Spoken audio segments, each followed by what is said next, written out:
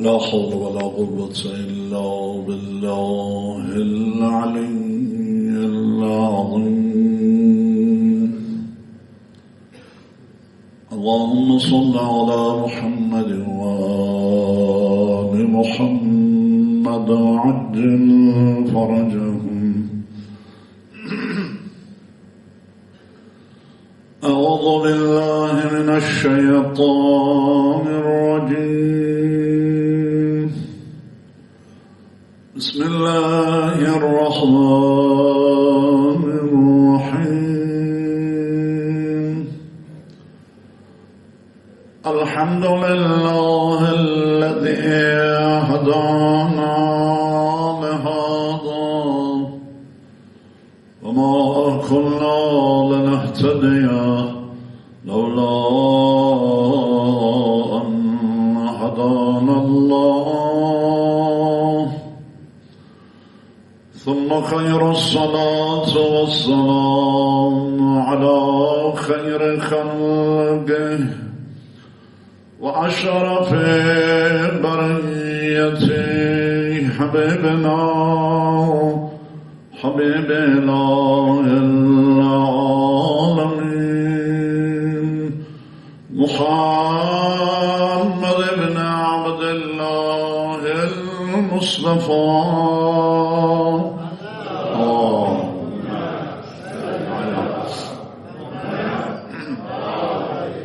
محمد معجل صلى الله عليه وآله وسلم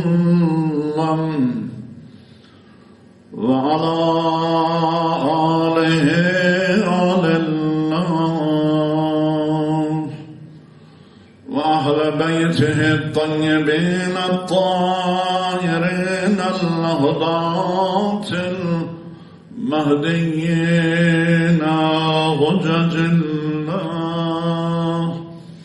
سيما بعبد الله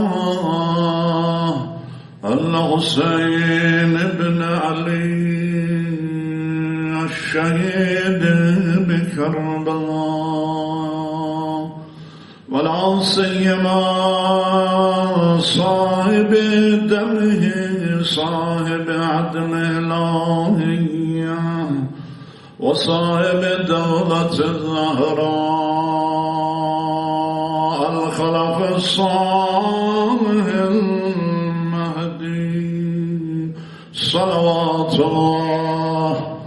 اللهم صل على محمد وآل محمد وعجل صلوات الله وسلامه عليه وعليهم أجمعين ولعنة الله على أعدائهم أعداء الله دهر الداهرين وأبد العابدين. اللهم عجل لوليك الفرج. اللهم عجل لوليك الفرج. اللهم عجل لوليك الفرج. اللهم لا تمتنا ميتة جاهلية بحق محمد وآل محمد. اللهم صل على محمد وآل محمد وعجل.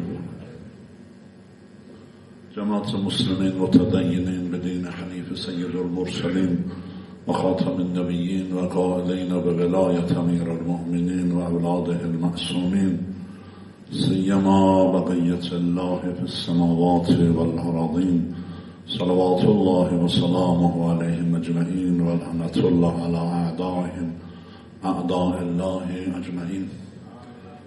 أسعد الله أيامك يا بقية الله يا صاحب الزمان في مولود جدك أبي عبد الله الحسين بن علي الشهيد بكربلاء صلوات الله وسلامه عليهم أجمعين ولعنة الله على أعدائهم أعداء الله أجمعين. Mübarek Şaban ayının ilk cumasındayız. ve çok mübarek ve kutlu günler içerisindeyiz. Bugün Hz. Resulullah sallallahu aleyhi ve sellem'in sıktı evladı Hz. Emir-i Müminin Hz. Fatıma-i Zehra'nın oğlu İmam Hasan-ı Muçteba'nın kardeşi ve 9 masum Ehl-i Beyt İsmet ve Taharet imamlarının babası ve İmam-ı Zamanımızın ceddi Hz. Ebu Abdillah İmam Hüseyin'in mübarek viladeti. İmam-ı Zamanımıza tebrik diyoruz ceddi İmam Hüseyin salavatullah ve selamu aleyhin viladetini. Allah Tebarek ve Teala şad kalbini bizlerden razı ve hoşnut eylesin. Mübarek vücudunu selamet zuhurunda aciliyet, inayet buyursun. Ve bizi o Hazretin zuhuruna ehl-i karar versin inşallah. Şaban ayı Recep ayından sonraki Resulullah buyurdu ve Şaban şehri benim ayımdır. Başlangıcından bu tarafa ve sonuna kadar çok önemli günler ve gecelerle doludur. İnşallah Allah-u Teala amellerine muvaffak etsin bizi. Bugün 3 Şaban Cuma günü Hz. Ebu Abdillah İmam Hüseyin salavatullah ve selamu aleyhin mübarek viladeti ve 4 Şaban Hz. Ebu'l-Fazl Abbas Kamer-i Nuri Beni Haşim selamullah aleyhin viladeti ve doğumu ve 5 Recep Hz. Ali ibn Hüseyin Zeynul Abidin ve Seyyid-ül Sacidin salavatullah ve selamu aleyhin doğum günleri. Allah-u Teala İmam zamanımıza mübarek etsin inşallah. Adeta Kerbela'nın doğumu, Kerbela'nın şehidi İmam Hüseyin, Kerbela'nın imam olarak şahidi Hazreti Ali ibn Hüseyin İmam Zeynul Abidin ve Kerbela'nın alemdarı Hazreti Ebu'l-Fazl Abbas salavatullah ve selamu aleyhi ecmaîn ve lanetullah ala a'dâhim a'dâillâhi ecmaîn. Allah'ın salavatı, rahmeti ve bereketi üzerlerine olsun. Allah'ın laneti, gazabı ve azabı katillerinin ve zalimlerinin ve gasiplerinin haklarını inkar edenlerin üzerine olsun inşallah. Ve en önemlisi de Nimi Şaban, yani Şaban ayının 15'i ilahi adaletin sahibi, Devlet-i Zehra'nın sahibi, Allah Resulü ve Ehl-i Beyt'in tüm mezlumların kanının sahibi, tevhidi Allah'ın izniyle verdiği güçle alemde hakim kılacak, ilahi adaleti hakim kılacak olan İmam-ı Zaman Hazreti Muhammed ibn Hasan el-Mehdi sahib-i zaman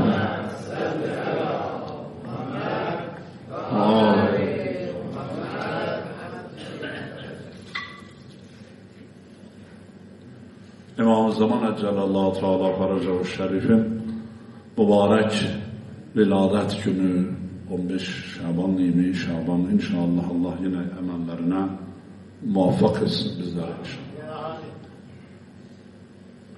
Tetvir ayetinde İmam Hüseyin salavatullah ve selamu aleyh 33. surenin 33. ayeti ve mübahalede Allah Resulü'nün mecran Hristiyanlarla mübahale götürünce İmam Hüseyin ve Rahman suresinde meracel behreyni yelteqiyan beynehuma berzahun la yevgiyan minhumel lu'lu vel mercan, yine mercan temsiliyle Ebu Abdillah İmam Hüseyin salavatullah ve selamu aleyh ve atiullah ve atiur Resul ve ulul emrde Allah Resulünden, Emir-i Müminin ve kardeşi İmam Hasan'dan sonra İmam Hüseyin şehidi Kerbela ve Kisa'nın altında 5 kişiden biri Hazreti İmam Hüseyin şehidi Kerbela, yüzlerce ayet, binlerce hadis Hazreti Ebu Abdillah İmam Hüseyin'in şanında, şerefinde, faziletinde ve nihayet Seyyid-i Şüheda, Allah Resulü'nün haber verdiği bütün şehitlerin en üstünü minel evveline vel ahirin. Bazılar diyorlar ki Hazreti Hamze-i Seyyid-i Şühada, Hamze-i Seyyid-i Şühada gayrimahsumlar arasında, Resulullah'ın zamanında şehit olanlar arasında. Hazreti Ebu Abdillah Hüseyin tüm hüccetullahlar arasında Seyyid-i Şüheda'dır. Onun makamına hiçbir kimse şehadet mertebesinden erişememiş ve erişemez. Hazreti Ebu Abdillah İmam Hüseyin salavatullah ve selamu aleyhin önce Resulullah'la birkaç yılı geçti Hazret 4-5 yaşlarına kadar. En fazla 6 yazmışlar. Daha sonra Hazreti Resulullah'ı kaybettikten sonra Hazreti çok yakın zamanda Hazreti Fatıma-i Zehra salavatullah ve selamu aleyha annesinin şehadeti. Daha sonra babasıyla birlikte hicretin 40. yılına kadar onun imametinde ömrü devam etti. Hicretin 40. yılında Hazreti Emir-el-Mu'minin babası Ali ibn Abi Talib salavatullah ve selamu aleyhin şehadetiyle kardeşi İmam Hasan Mustafa'nın imameti başladı. 50 Hicri yıla kadar 10 yılda o Hazretin imametinde devam etti. İmam Hüseyin onlara uydu ve nihayet 50 Hicretten Hazreti İmam Hasan Mustafa'nın şehadetinden sonra 61 Hicri'ye kadar Kerbela'da şehit oluncaya kadar 11 yılda kendi imamet süresi oldu.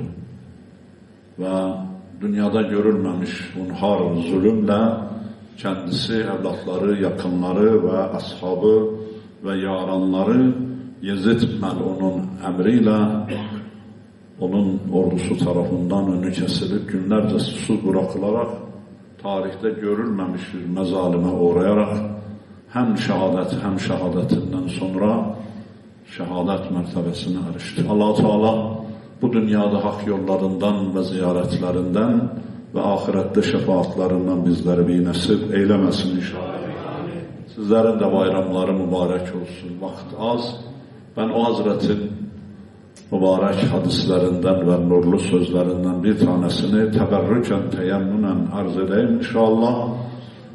Ceddi Resulullah'a ve babası Emir-el-Mu'minin annesi Fatıma-i Zehra kardeşi İmam Hasan'a ve 9 evladına, mahsum evladına mahsusen İmam-ı Zaman'a tebrik için selavat ile. Allahümme salli ala Muhammed ve ali Muhammed ve accil haracahum balan ve ahlik a'dahum. Kıyla denildi ma afzal kâle aleyhisselam mulkul lisan ve bazlul ihsan. Birinci Emir-el-Mu'min Ali gibi, babası gibi sözleri hasavat ve belagatte.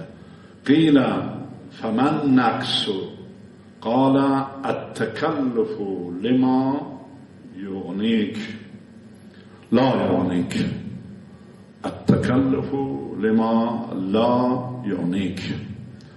Sordular, ey Ebu Abdillah, ey Peygamberin evladı, insan için en üstün olan şey nedir? Qîle ma afzal kâle aleyhisselam. İnsan için en üstün olan şey nedir? 2 şey buyurdu. Buyurdu, insan için en üstün olan şey mulkul lisan ve bazlul ihsan. Mulkul lisan ve bazlul ihsan. Diline sahip olmak ve çok ihsan etmek, cömert olmak. Ehl-i Beyt'ten kalmış bir, Ehl-i Beyt'in dostu da bir çocuk cömert olmalı. Cibri'den Ehl-i Beyt dostu olmaz. Nakes'ten Ehl-i Beyt dostu olmaz. Ehl-i Beyt her anda, hatta çok zor hallerinde ve yut'imûne ta'ame alâ hubbihi miskîne ve yetîme ve asîra. Orada çocukken İmam Hasan'la kardeşiyle beraber ekmeklerini yetime, esire ve miskine vermişler ya kendileri suyla iftar etmişler. Hiç olmadığı zamanda infak etmişler. Hazret buyuruyor, insan için en üstün olan bir, diline sahip olmak, 2 cömert olmak. Mulkul lisan ve bazlul ihsan. İhsan sahibi olmak, öyleydi Ehl-i Beyt. Kapısına gelen hiçbir kimseyi ümitsiz geri çevirmezler. Zor anlarında dahi. Ve diline sahip olmak. Bizim günahlarımızın ve sevaplarımızın çoğusu dilledir. Allah'ı zikrediyoruz, namaz kılıyoruz, ibadet ediyoruz. Bu ay zikir ayı. Estağfurullah ve es'aluhu tövbe. Salavat diyoruz Muhammed Ali Muhammed'e bu ayda.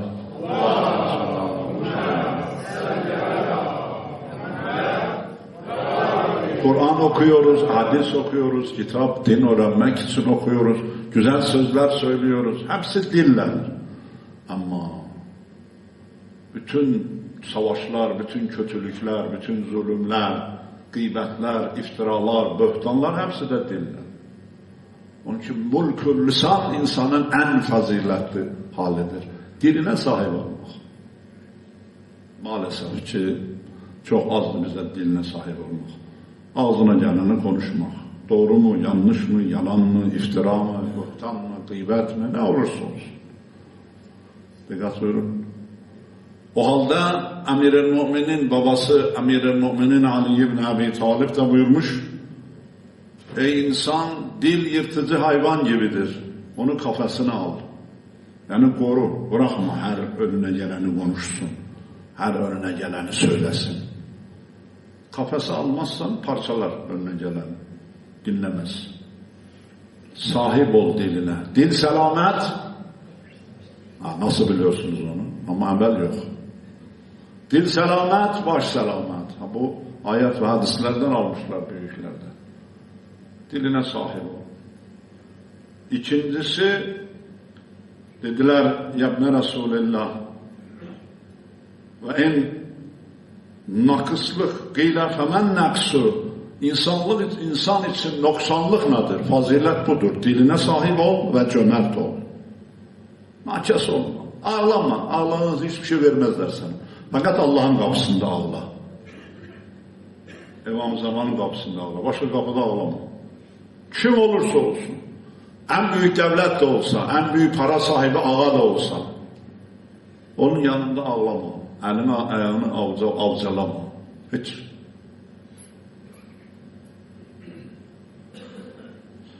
Allah'ın izni olmadan sana bir şey ulaşmaz. Dediler ki noksanlık nedir? Yabne Resulullah ey peygamberine. Gıyla femen naks. İnsan için en noksan şey nedir? İyi olmayan şey.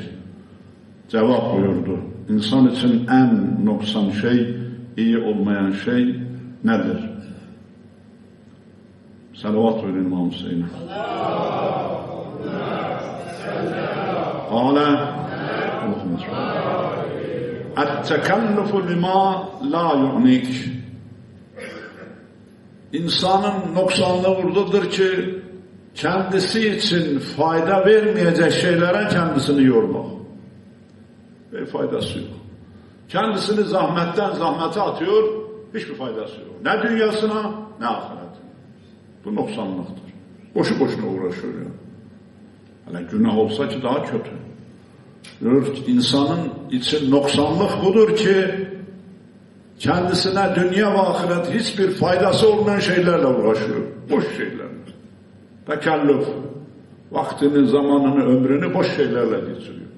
Ki ne dünyasına faydası var ne de ahiretine. Allah Resulü'nün o gelmiş Mescid-i Resulullah'a girdi. Bir grup bir adamın başına toplanmışlar. Efendim Hazret buyurdu ki bu insan nedir? Niye bunun başına toplanmışsınız? Dediler hâlihi allâme. Bu adam allamedir. Çok şey biliyor. Ne biliyor Resulullah buyurdu? O ilminden biraz söylesin. Ne biliyor? Filan kimin oğludu? Filan babası kimdi? Filan dedesi kimdi biliyor Hazreti. Bunun ne faydası var? Bilseniz size ne faydası var, bilmeseniz ne zarar. İlim de. İlim insanın dünya ve ahiretine menfaat verecek şeydir. Ya dünyasına bir faydası olsun helalından, ya ahiretine bir şey göndersin. Bir adam ne dünyasına faydası var, ne ahiretine bu şeylerle uğraşıyorsa Hazreti buyurdu, bu insan noksandır. İnsanın noksanlığı buradadır. Allah Tebarek ve Teala dilimize sahip olmaya ve nakeslikten uzak olmaya ve cömert olmaya bizleri muvaffak etsin inşallah. Teklif sahibi olmayan, kendimize göre olmayan, faydası olmayan dünya ve ahiret işlerinden de uzak olmaya muvaffak etsin inşallah. Euzu billahi mineşşeytanirracim. Bismillahirrahmanirrahim. Vel asr. İnnel insane lefî husr. İllellezîne âmenû ve amilussâlihâti ve tevâsav bil hakkı ve tevâsav bis sabr. Sadakallahul aliyyul azîm. Salavat ve Muhammed.